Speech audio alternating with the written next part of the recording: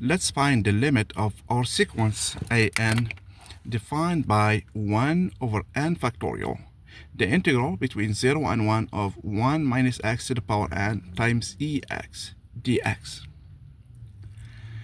If we want to compute this integral, we will have to integrate.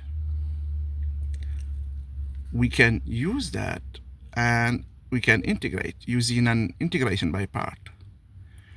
But finding the limit, we can just bracket everything and we see what happens. Here we are given that x is between 0 and 1. We're going to use this fact here to get an upper bound for this sequence. And we try to see if we can use the squeeze theorem. Okay, let's do it then.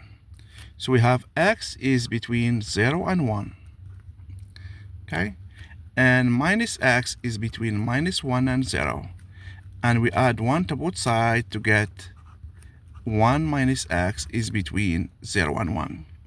We take everything to the power n, and we still have 1 minus x to the power n is between 0 and 1.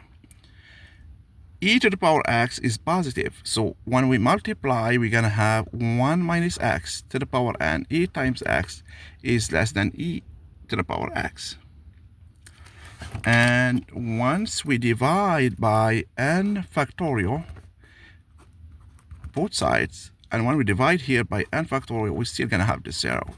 Therefore, we have 1 minus x to the power, to the power n, everything to the power n, e to the power x over n factorial is less than e to the power x over n factorial.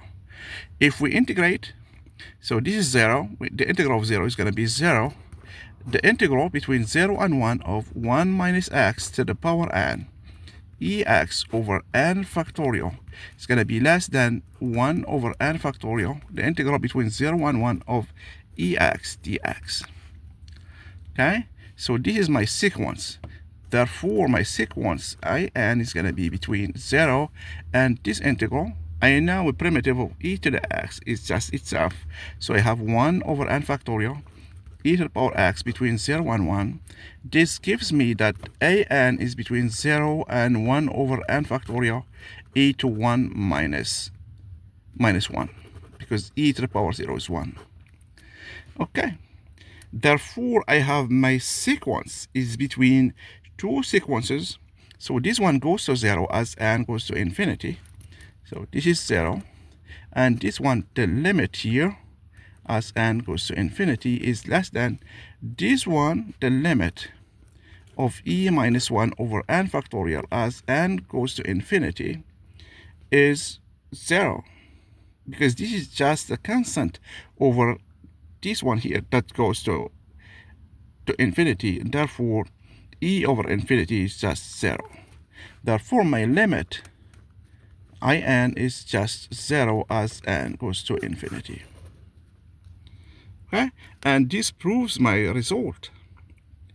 And this is the limit that I need. The limit is 0. We can do some other techniques. Okay, we can do a integration by part here. Okay, and we can find a relationship, a recursive relationship between an and an minus 1. If we try to do an integration by part, okay, we can do that and we can arrive at the same result. Okay, do it. That's very good problem. If you try to do a integration by part and try to find the limit of an, you're still gonna have to get 0. Thank you very much.